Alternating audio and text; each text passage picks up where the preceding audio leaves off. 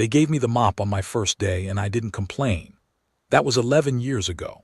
The mop was a good one, weighted handle, self-wringing head, the kind that actually cleans rather than just moves filth around in circles, and the Varath cradle was a big floor. 600 meters of deck plating, hangar to hangar, with the 8 service berths running off the central spine and the Empress's own docking channel at the far end behind the ceremonial arch. Plenty of mopping to be done. I have always liked a job where the result is visible. My name is Dara Voss. I am 61 years old. I have been a maintenance hand at the Varath cradle for 11 years, 3 months, and some weeks I've stopped counting. Before that I was other things, but I don't talk about the before much, and the people I work with have never thought to ask. You reach a certain age, a certain degree of quiet, and people stop wondering about your history. They see what you are, not what you were. I am the man with the mop. That has always been enough of an identity to get through a shift. The cradle is the Imperial Fleet's primary service and ceremonial berth, which means it is 2 things at once in a way that requires a certain talent for compartmentalization from everyone who works there. From 6 in the morning until late afternoon, it is a working shipyard, full of noise, grease, coolant flux, the smell of burned-off lubricant from the maneuvering thrusters of ships coming out of service cycles, the clang of tooling on deck plating, the shouted shorthand of technicians who have known each other long enough to communicate in half-sentences. From late afternoon onward, and on arrival and departure days, it becomes a throne room. Dress uniforms appear. Protocol officers with their colored sashes materialize from wherever they hide during working hours, and a particular stillness descends over the place that has nothing to do with quiet and everything to do with the kind of money and rank that does not need to raise its voice. I exist firmly in the first half of that equation. The protocol officers have always been careful not to see me. I have always been careful to stay in corners and keep moving when they pass. That arrangement suited everyone for 11 years, and I expected it to suit everyone for as long as I had left in me. What broke it was a pressure coupling. A stripped, seized, 2/3 threaded pressure coupling on berth 1's primary docking cradle assembly, which is the berth where Empress Selen's personal flagship, the Varath Keen, settles when she returns from campaign. The Varath Keen is a beautiful ship, 900 meters from bow to drive nacelle, pale composite hull, the kind of proportions that naval architects spend careers trying to achieve. I have watched it settle into berth 1 3 times in 11 years, and it moves with a stillness that belies its mass, the way all genuinely well-made machines do. The docking cradle is what holds it when it's in, and the pressure coupling is what seals the atmospheric approach protocol when the Empress is aboard. It is, in the hierarchy of docking cradle components, approximately as significant as a boot buckle is to a suit of armor. When it works, no one knows it exists. When it doesn't, the Empress's personal flag protocols halt the entire approach sequence, because the sealed approach requirement is not a preference. It is a safety mandate that dates to an incident 60 years ago that no one in the current court is old enough to remember, but that everyone in the current court is careful to observe. The coupling had seized 3 weeks before the Empress was due to return from the outer campaigns. 3 weeks should have been plenty of time to address it. It was not. I will tell you about the engineers, because they matter to the story and because it would be unfair to dismiss them. They were not incompetent people. They were, each of them, working from a reasonable understanding of the problem and applying the tools and training they had. The problem was that the problem was older than their tools, and the tools didn't know it. The first engineer they sent was a man named Tirath, certified to Class 9 on the Imperial Technical Registry, which is high. I watched him from the far side of the bay, running my mop along the base of the equipment lockers, doing the slow diagonal pass that covers the most floor per push and pull. Tirath arrived with a diagnostic kit and the unhurried confidence of a man who has never encountered a problem the registry didn't have a solution code for. He looked at the coupling for a long time and then looked at his tablet for a long time, and then he called in a colleague, a woman with a torque amplification rig strapped to both forearms, and the two of them applied a load to the coupling head that I could estimate from 20 meters away was approximately 3 times what the housing was designed to take. The coupling did not move. It had been stripped, not merely seized, but stripped at the thread root, which is a different problem entirely, and raw torque applied to a stripped thread does not loosen it but makes it worse, and which I could have told him from where I was standing if he had thought to look over at the man with the mop. He didn't. He packed his tools and filed a report recommending replacement of the entire cradle assembly. The requisition for a new cradle assembly, I checked this myself, in the maintenance supply registry, would take 14 weeks to process under standard procurement. The Empress was arriving in 11 days. The second engineer came 2 days later. She was younger than Tirath, quick-handed, and she had a sonic resonance kit in a case that was newer than anything I owned. Resonance can free a seized thread if the seizure is thermal. Heat causes the metal to swell against itself and trap the thread, and the right resonance frequency reverses the expansion. It is the correct instinct for most modern couplings. This seizure was mechanical, not thermal, old wear over 8 years of unsupervised service cycles, and a 0.5 millimeter thread cut deviation that had been accumulating since before she started her career. I had logged that deviation myself, 2 years prior, in the maintenance register under a routine fault inspection, and had flagged it for the engineering team's attention. They had noted it in the system and done nothing, which is a thing that happens in large organizations with many maintenance registers and limited engineering hours. I do not hold it against them. I had noted it and moved on. The young engineer's resonance kit ran its sequences with textbook precision. The coupling did not move. She collected her equipment and left without looking around the bay, which meant she did not see me standing at the equipment lockers 20 meters away, watching. That was fine. I was getting used to not being seen. I kept mopping. The third they sent was a team. 3 engineers with a portable machining frame, which they assembled right there in the berth over the better part of a morning. I will admit that I stopped my work and watched from the bay entrance for a portion of that, because the machining frame was an impressive rig, and I hadn't seen one of that type set up in a live berth before. The idea was sound in principle. If the thread is stripped past usability, cut a new thread in place and reseat the coupling head. It requires precision and patience and the right calibration, and they had patience and precision in abundance. What they did not have was the right calibration, and this was not their fault. The Berth 1 cradle was old, original to the cradle's construction 43 years ago, maintained but never replaced, and its thread pitch ran to a pre-standardization measurement that the machining frames library did not carry.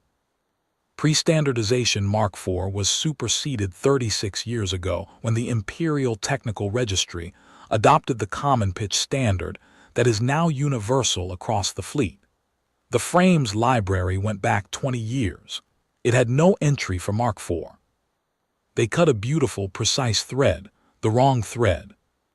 The coupling seated into it with an ease that probably gave them a moment of pure satisfaction before the atmospheric seal check showed 0 hold. They tested 3 times, because good engineers test 3 times when they can't believe the result. 0 hold all 3 times. They disassembled the machining frame, slowly and carefully, with the focused attention people give to things when they are trying not to look at the thing they are actually thinking about, and they filed their report and went away. I wrote a note in the maintenance log that evening. Not to the engineering team. I had given up routing things to the engineering team, which had demonstrated over 2 years that my maintenance logs were considered informational rather than actionable, but addressed directly to the duty officer, a Herath named Counselor Amrit, who was responsible for the cradle's operational status. I wrote that the coupling needed to be rethreaded by hand to the pre-standardization Mark IV pitch using a ratchet brace set to Mark IV tension, that I knew the pitch from memory, and that I possessed the tooling required and could perform the repair in approximately 12 minutes. I wrote it in the maintenance log standard format. Fault description, proposed remedy, estimated repair time, tools required, personnel. I used the official fault code field and flagged it as priority in the status column. Then I went back to the floor. The fourth engineer arrived 2 days after that, and she was different from the others in a way I recognized. She was older, gray in her hair, deliberate in her movements, the kind of careful that comes from having fixed a lot of things and having learned that the wrong fix makes the problem worse. She spent an hour with the coupling before she touched it, looking, measuring, running the gauges.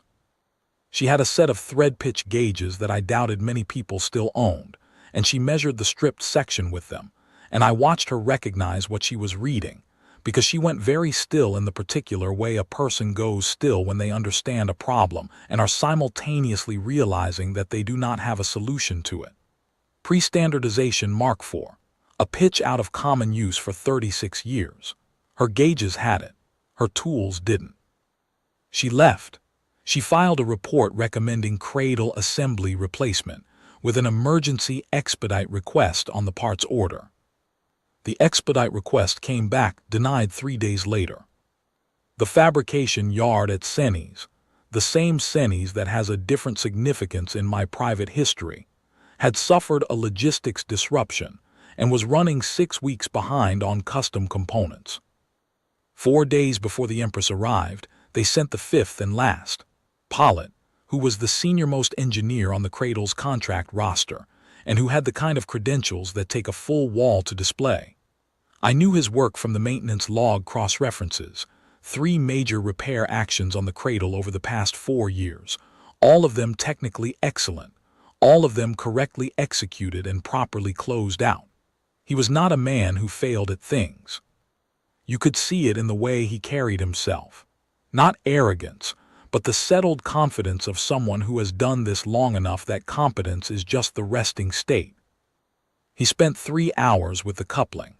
He brought a custom specification thread insert from his own kit, a piece of bespoke tooling that probably cost more than my monthly maintenance wage, and a micro-torque driver calibrated to tolerances I could read on the gauge plate from across the bay.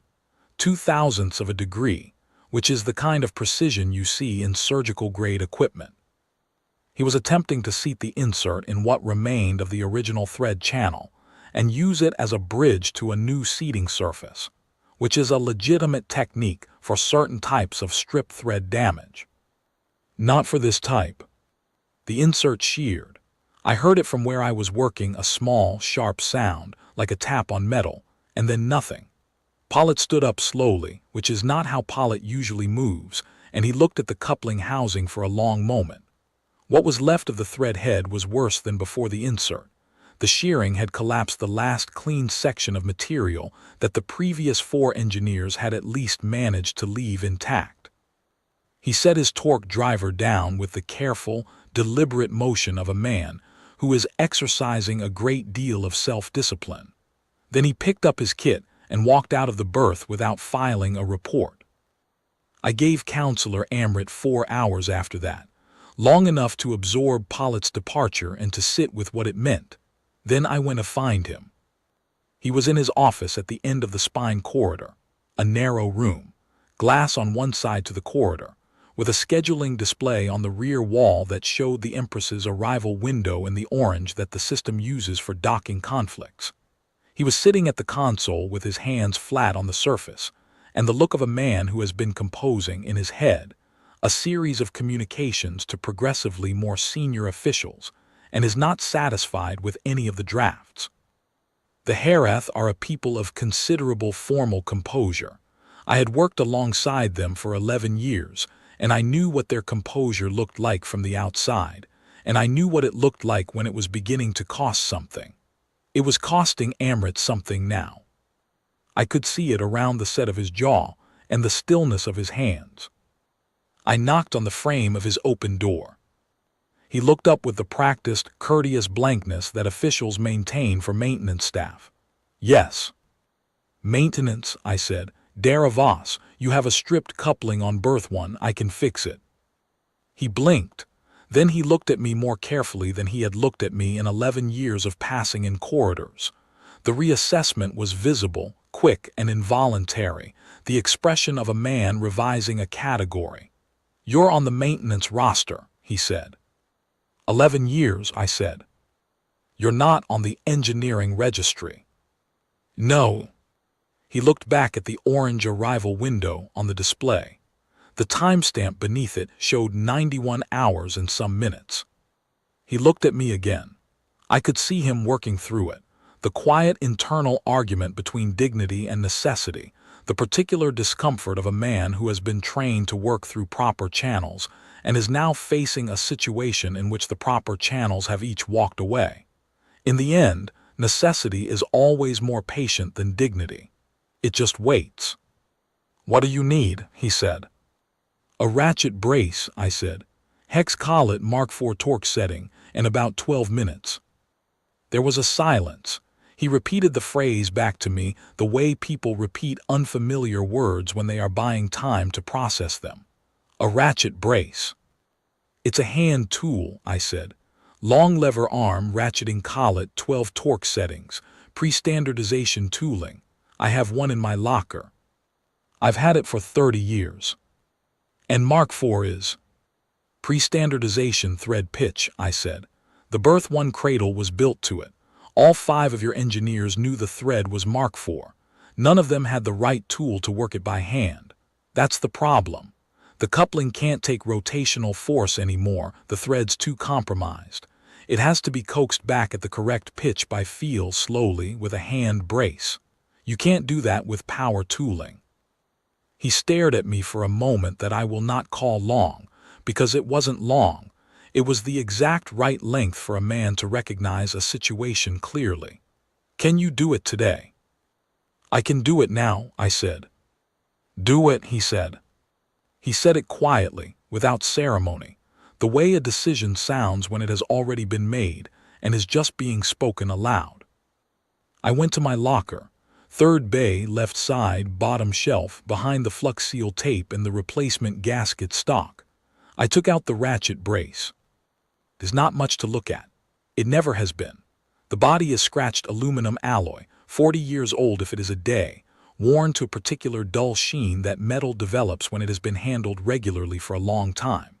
The lever arm has a divot in it where I dropped it once years ago, on a hard surface in a place I don't name, and it made a sound on landing that I can still hear. The collet head is burnished from use, the 12 torque setting positions worn smooth around the selector ring. A person who didn't know what they were looking at would see a battered old tool that belonged in a salvage auction. I said it to Mark IV the way I have said it many times before. The selector ring moved through the positions with the small, steady clicks that well-made mechanisms make, each click clean and distinct, until the Mark IV notch engaged with the particular solid stop. That means the tension is set and will hold. I held the brace for a moment after that, and let my hand learn the weight of it again, which doesn't change but which I always take a moment to relearn when I haven't used it for a while. Then I put it under my arm and walked back to Berth 1. Counselor Amrit had come down from his office. He was standing at the edge of the berth with his hands clasped behind his back, which is the Herath formal attention posture, present and observing, not participating. 2 of his junior officers flanked him at a slight remove. A hangar technician I didn't know was standing further back, against the bulkhead, with the particular expression of someone who has been told to stay and watch, but hasn't been told what they're watching for. None of them said anything when I walked past. The coupling was in worse condition than I'd seen it in. Pollitt's failed insert had done real damage to the remaining thread material, collapsing what had been the last intact section into a rough, compressed ridge that was going to require careful clearing before I could do anything else. I crouched beside the housing and looked at it, just looking, not touching. You learn things by looking that you miss by going directly to the fix. The collapse ran about 40 degrees of arc on the drive side, which meant I had roughly 2/3 of the circumference to work with. Not ideal, workable. I lay down on the deck. The deck plating in the berths is cold in a specific way.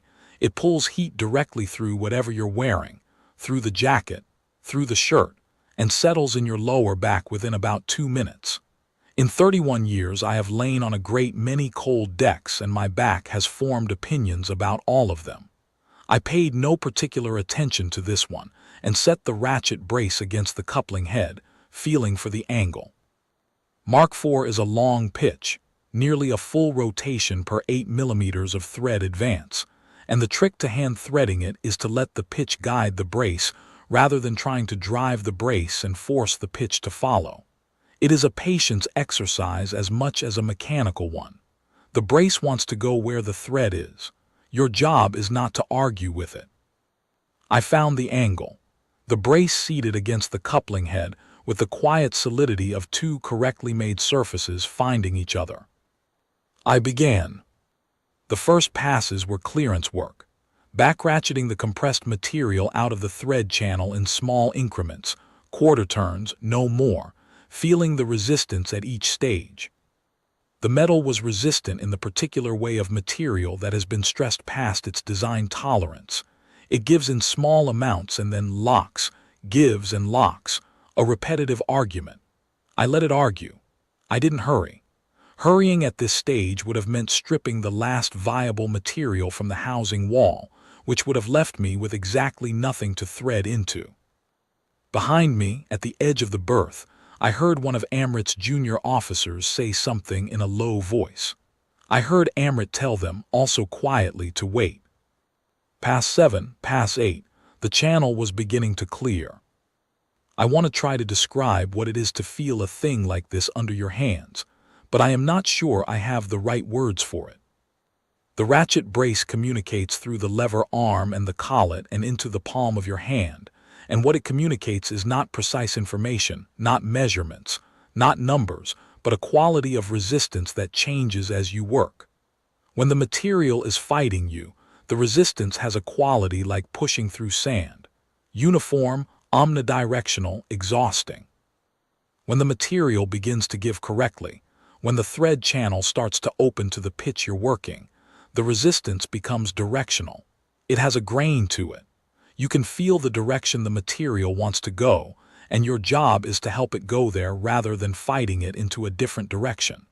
31 years of that is not knowledge you can write down or transfer. It is just something your hand knows. My hand knew it. Past 13. The channel was clear and I could feel the pitch running true beneath the brace. The coupling head was still deformed on the collapsed arc, 40 degrees of compressed material that was never going to be factory spec again, but the remaining circumference was seating cleanly. I shifted my grip on the lever arm and felt the old injury in my right palm respond to the shift, the way it always does when I've been holding a grip long enough. The grease-burned scar tightening across the base of the thumb, pulling at the healed tissue. I adjusted my angle to take the load off it and kept going. Past 17, past 18.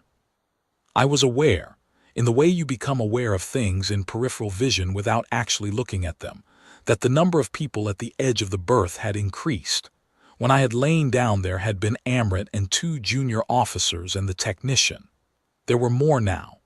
I had not heard them arrive, which meant they had come quietly, the way people come into a room when they've been told something is happening and don't want to interrupt it. I focused on the coupling and on the brace, and on the feel of the pitch running true. Past 21. The coupling took it.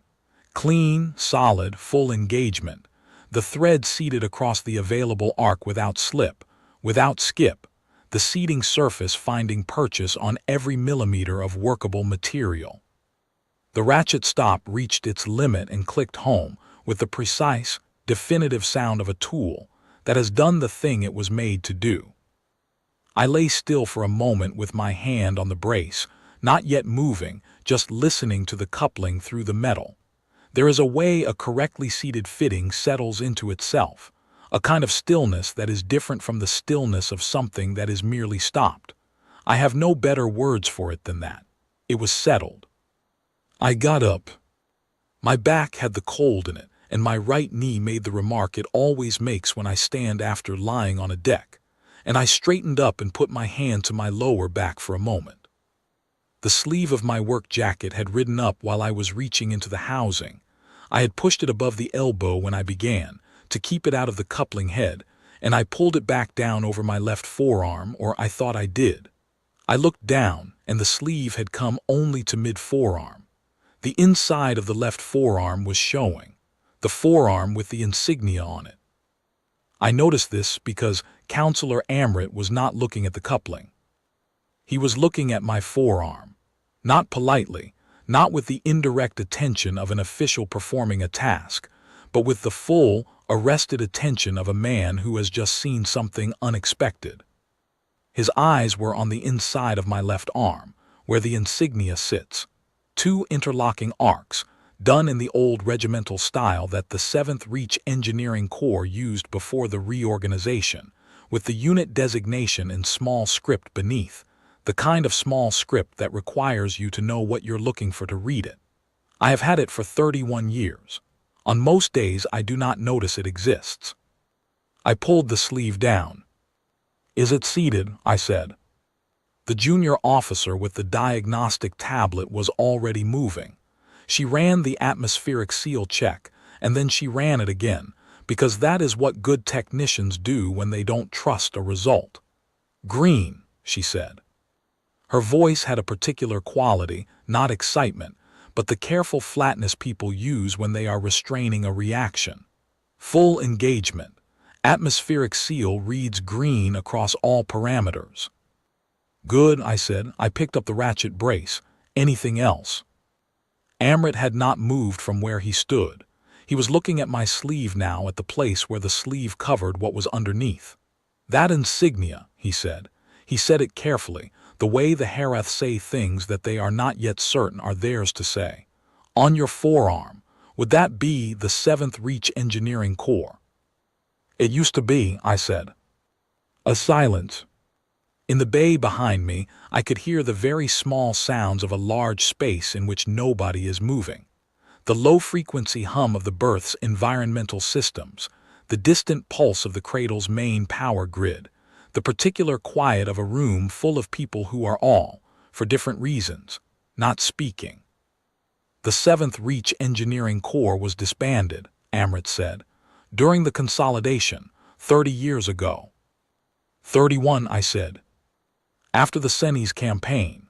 He said it neutrally, factually, the way you say a thing that has history in it when you don't yet know how much of that history the other person wants to discuss. I didn't answer. Amrit understood, I think, because he did not press it. He just looked at me with an expression that had changed considerably since I had knocked on his office door. The unseeing courtesy was gone. What was there instead was something older and more careful, the expression of a man who is revising a very long-standing assumption.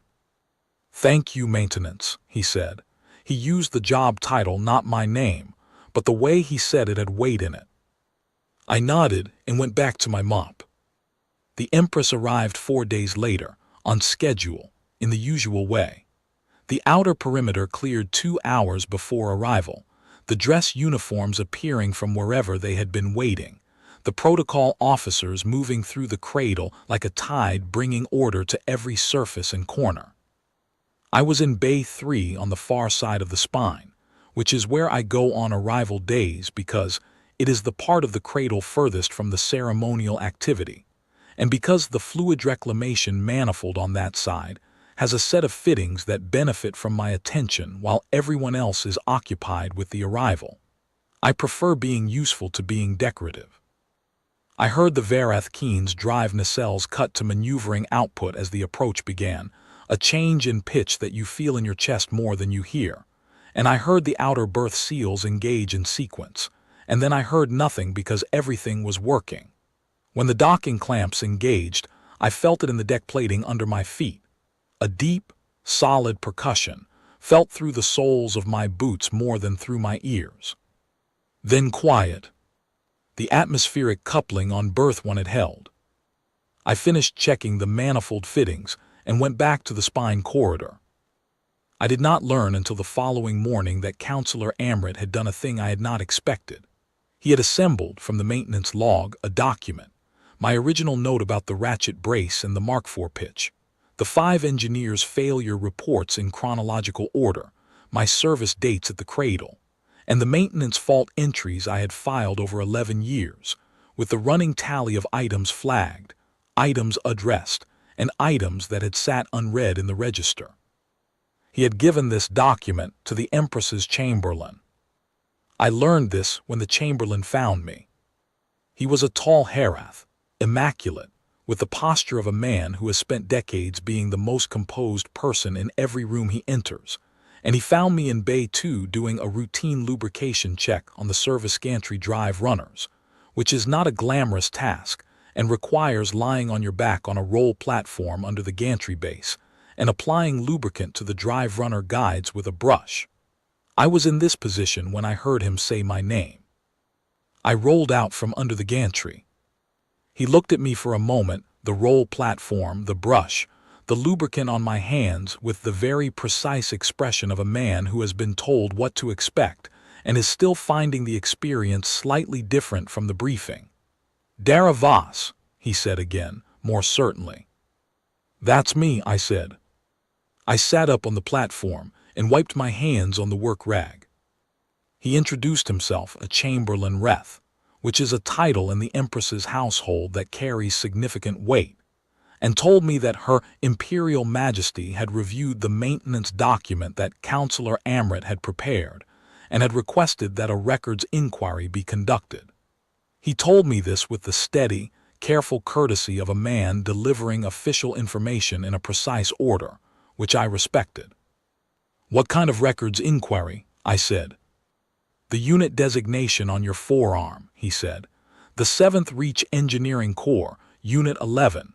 He paused in the way people pause when they are about to say something that has more significance than its surface. "The records exist. They are currently under the Consolidation Settlement seal." "I know they're sealed," I said. "Her Majesty has requested a summary review." He looked at me steadily. "With your permission." It was a courtesy, the permission request. He was telling me, in the Herath formal way, that this was already happening but that they preferred to do it with my knowledge. "You'll find what's in the record," I said. "The public record is thin. The sealed record has more." "So the Chamberlain's office has already confirmed," he said. There was something in his voice, a controlled quality, the way voices go controlled when the person is choosing not to put feeling into them because the situation doesn't yet warrant it. "May I ask, how long ago did you come to the Vareth cradle?" 11 years, I said. "After the unit was dissolved." "After the unit was dissolved," I confirmed. He looked at me for a moment longer. I got the impression that he had expected something different from this encounter, something more dramatic, perhaps, or more forthcoming, and was recalibrating. "I will convey what you've said to Her Majesty," he said, "and I will inform you of the review's outcome." "Thank you," I said. I picked up the lubricant brush. "Is there anything else?" He almost smiled, which I suspect was not his intention. "Not at present," he said. He left with the careful, unhurried step of a man who is accustomed to moving through spaces without disrupting them. I went back under the gantry. 3 days passed.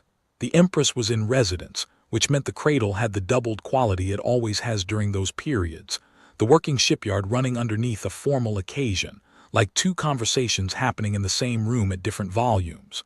I did my work. I ran the fault check on the berth 4 reclamation lines, which confirmed what I had already logged, a slow seal failure on lines 3 and 5 that would need attention within the month. I filed the fault entry.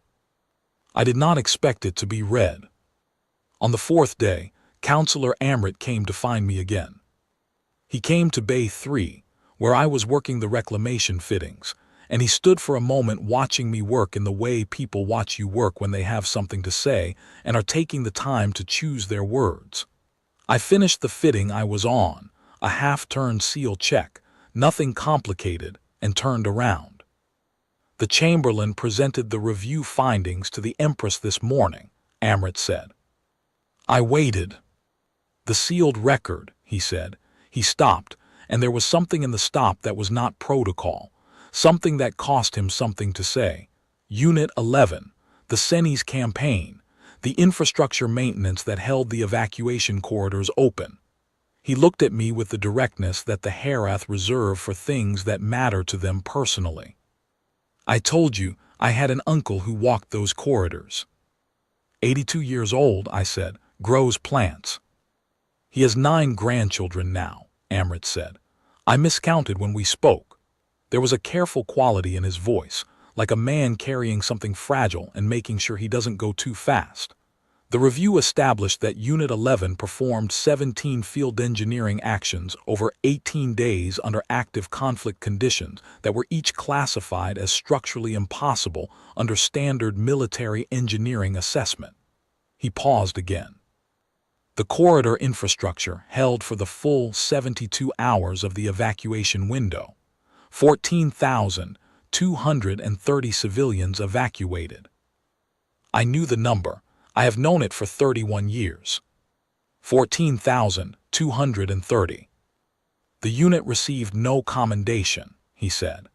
The record was sealed because the government that commissioned the work was no longer the government at the end of the conflict, and commendations to units associated with the previous command structure were considered. He chose his next word with the precision of a man who has clearly looked it up. Inconvenient. That's one word for it, I said. Her Majesty considers the word inadequate, he said. She has asked me to convey her personal regard. He said it formally, in the Herath Register of Official Sentiment, but the formality was a frame for something genuine, which is the Herath way. They put feeling in a formal container so that it can be given and received without coming undone. And she has asked me to offer you the position of Master Engineer of her personal fleet. I put down the fitting tool. The position of Master Engineer of the Imperial Personal Fleet is not a small thing. It is a household appointment that carries a rank equivalent to a senior military commission, a private workshop, a staff of 6, and enough pay to live very differently from the way I currently live. It is the kind of appointment that would have made sense to the younger version of me, the version who wore the unit insignia because he had earned it and expected the work to count for something. I stood in Bay 3 with the smell of coolant flux in the air and the sound of the cradle working around me, and I thought about it. I thought about the ratchet brace, and about lying on the cold deck plating, and about the feel of the pitch running true and the sound the stop makes when the coupling seats. I thought about the mop, about 600 meters of floor that I know better than anyone else in this building knows it, about the maintenance log and the entries I have filed for 11 years, and the fault check I had run 2 days ago that had found the beginning of a seal failure on the berth 4 reclamation lines. I thought about Amrit's uncle, who is 82 years old, who grows plants, who has 9 grandchildren, about the 72 hours that the corridors held, about the weight of 14,230 ordinary people walking through a passage that should not have been there, towards safety they had not expected. You do work like that and you do not do it for the commendation. If you did it for the commendation, the work would be different.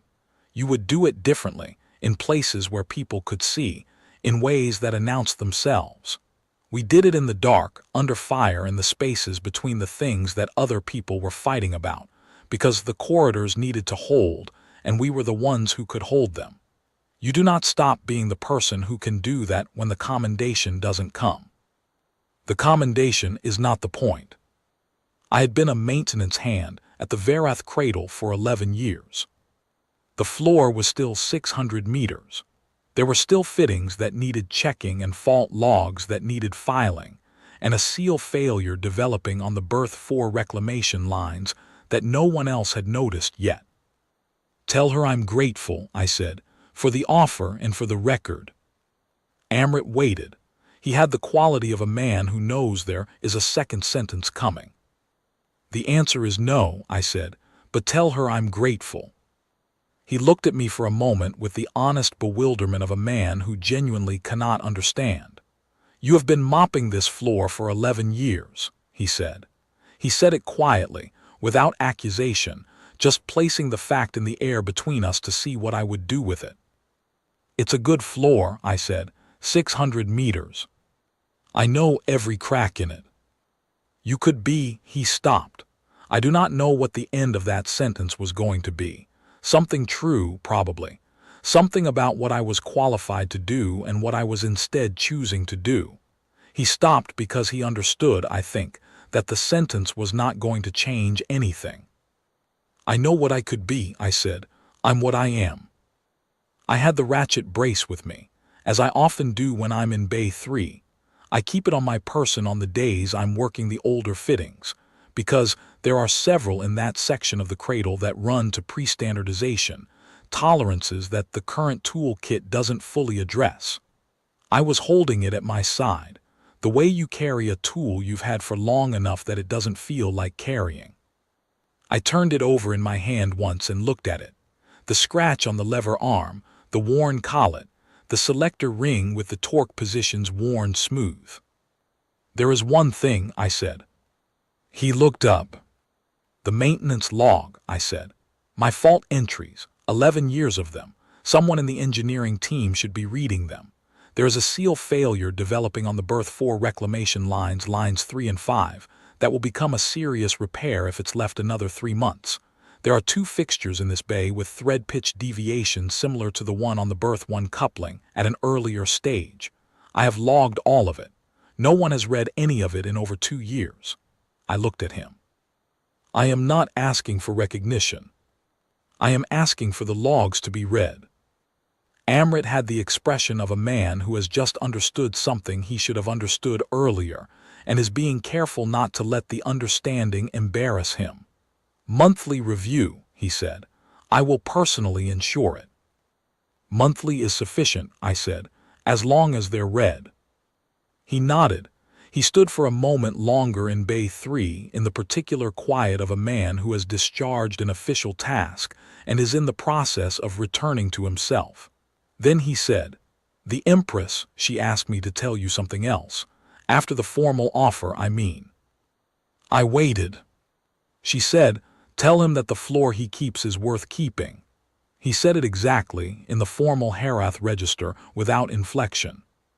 Which is the way you say something that someone else has asked you to say, and that you also personally believe. I held that for a moment. "Thank her," I said, "for saying it."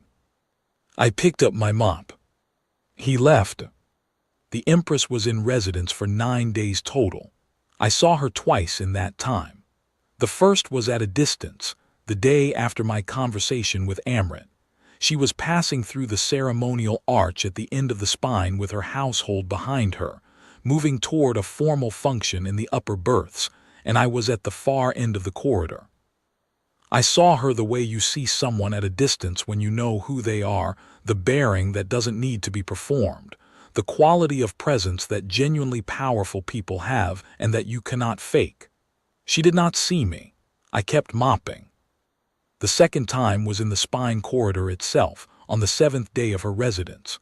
I was working the lower corridor section near the equipment lockers, the slow diagonal pass, when she came through with 2 attendants and Chamberlain Reth. I had just turned at the end of the pass and we were perhaps 30 meters apart when they rounded the junction. I stopped. That is the protocol. Maintenance staff stop and stand aside when the Empress is in a corridor. She saw me. Not with the ceremonial courtesy of a person choosing to notice the staff, but with actual attention, the attention of someone who has been told about a person and is now looking at that person and considering what she knows. She stopped. Her attendance adjusted with the practiced, instant competence of people who have long since learned to stop when she stops. Reth stopped a half step behind. She looked at me for a moment. Not long. Not a formal audience, not a declaration, not a ceremony. Just a moment of 2 people looking at each other in a corridor and letting that mean what it means. Then she said something in Herath formal register. I do not speak Herath well enough for the register to carry its full meaning, but I know enough to understand the shape of it, and the shape was something like, I see what you are. It was not a question. It was not a command. It was an acknowledgement. The way one person who understands a thing acknowledges another person who has been doing that thing quietly for a long time without being seen. I nodded, the nod that you give when the words have already been said in all the ways that matter. She moved on, her attendants moved on. The corridor was quiet. I looked down at the floor. 50 meters of corridor deck plating, recently mopped, the surface clean and even in the flat light. The Empress's flagship sitting in berth 1 behind its sealed atmospheric approach, held by a coupling rethreaded at Mark IV pitch by a man with a ratchet brace and 31 years of feel for the metal. I set the mop to the floor and went back to work. That is the whole of it, or nearly the whole. There is a small administrative afterward that I want to tell you, because it matters in the way that small administrative things sometimes matter more than the formal events surrounding them. 3 weeks after the Empress's departure, I received a communication in the maintenance log system. It was filed in the standard format in the fault response field, against the entry I had written the night before the 5th engineer's visit. It was from Counselor Amrit, and it said, in the plain language of the maintenance system, records unsealed. Full credit established for Unit 11, 7th Reach Engineering Corps. Certification credentials restored on the Imperial Technical Registry. Classification, Senior Field Engineer 1st Grade. And beneath that, as a second separate entry, Berth 4 Reclamation Lines 3 and 5, repair order raised and assigned. Work order reference enclosed. Estimated completion, 14 days. I read the communication twice. Then I folded the printed copy. The maintenance system still generates paper copies for the physical log binder, which I have always appreciated, and put it in the drawer of my maintenance locker, on top of a few other things I keep there, under the shelf where the ratchet brace lives. I took the brace out, held it for a moment, the weight of it, the worn collet and the selector ring and the scratch on the lever arm, the Mark IV position solid in its notch. I put it back. I picked up the mop. The maintenance logs are being read now, monthly as I asked. The 2 reclamation lines have been repaired.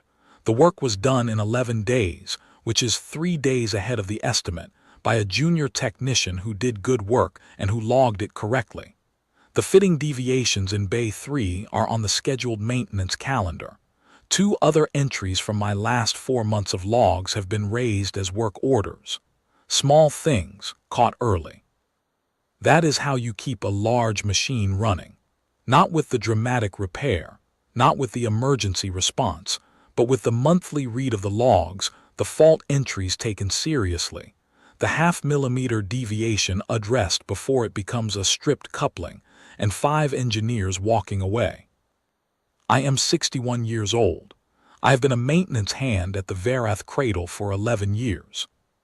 I have a maintenance log that is being read, a coupling that is seated, a seal failure that has been repaired, and a set of credentials restored in a registry that I haven't needed for 11 years and don't particularly need now. I have the ratchet brace on the bottom shelf of my locker, set to Mark IV ready. I have a floor that is 600 meters long and clean on every centimeter, and known to me in every crack and seam. You do the work. You do it whether anyone is looking or not, because the floor doesn't care if anyone is looking and neither does the coupling, and if you have done this long enough you stop caring too. You do it because it is the work. Because the seal either holds or it doesn't, and the thread either seats or it doesn't, and the logs either get read or they don't, and none of these facts change based on whether anyone has put a commendation in a file with your name on it. The click when it seats, that is the whole reward.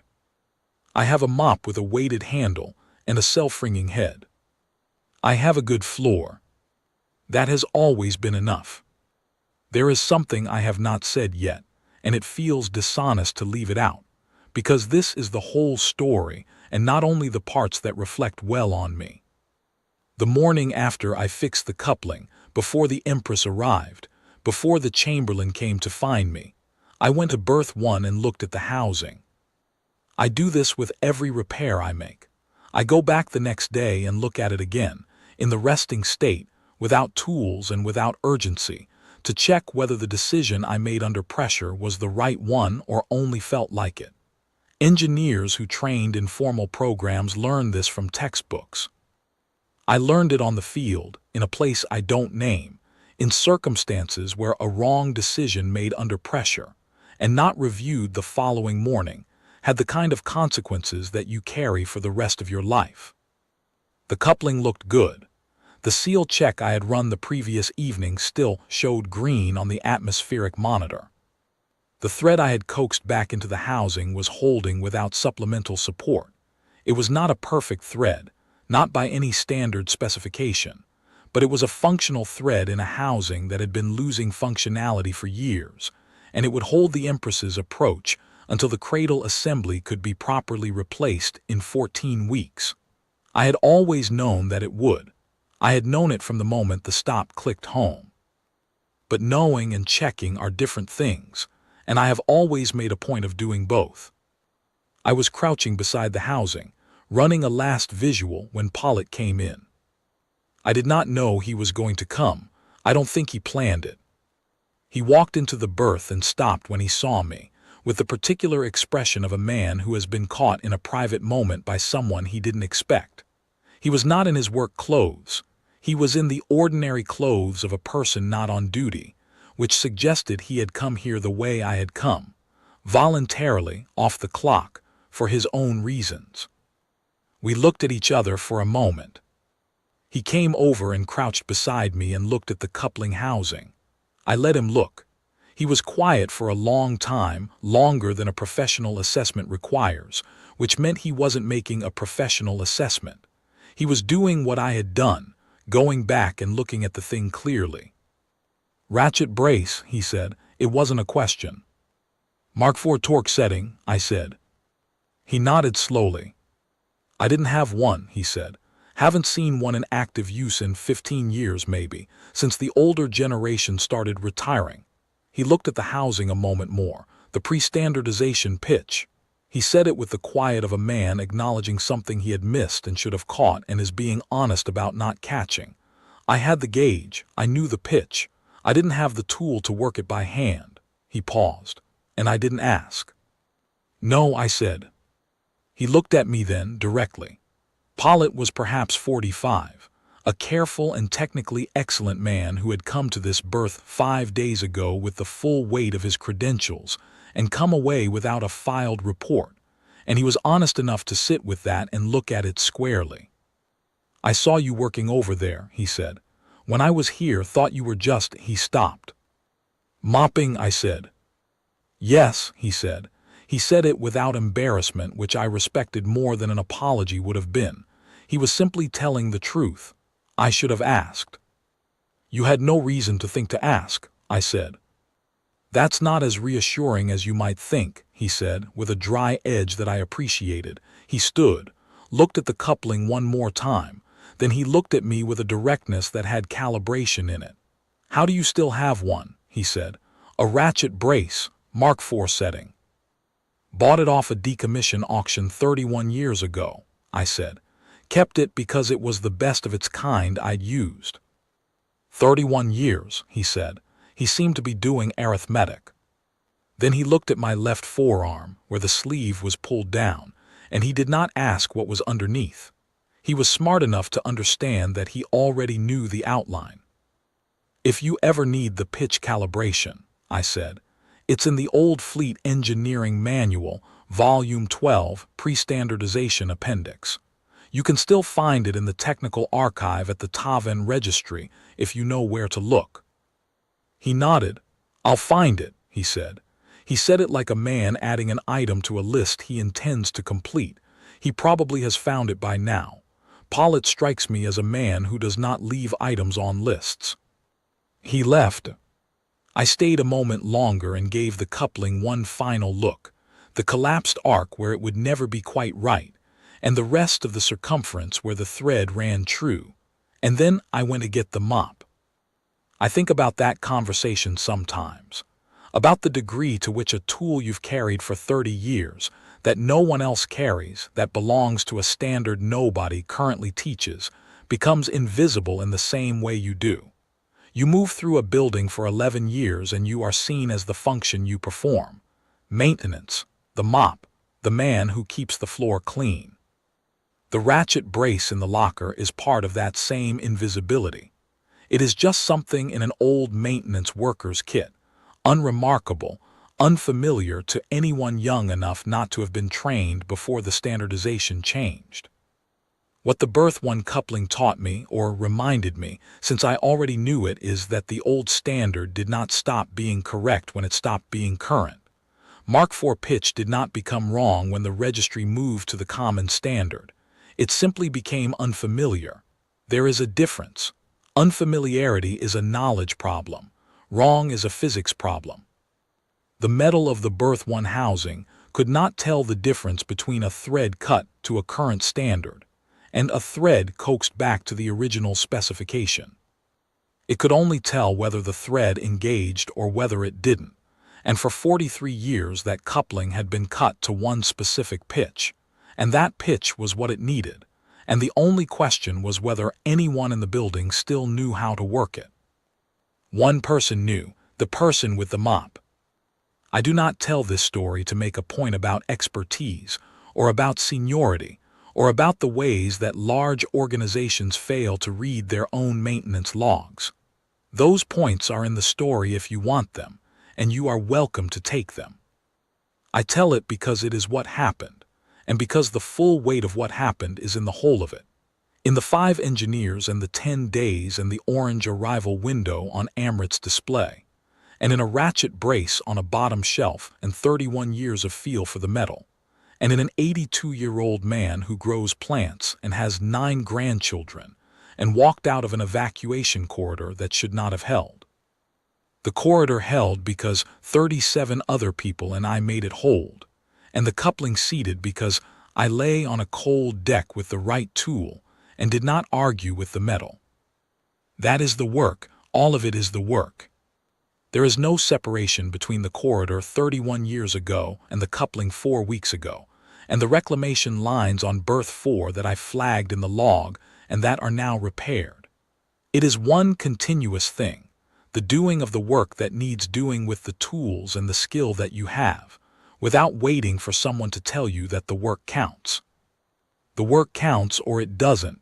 That is a question the work answers, not the commendation. I have a ratchet brace set to Mark IV. I have a floor that is 600 meters and known to me. I have a maintenance log that is being read. I have always been the man with the mop. That is the whole of it.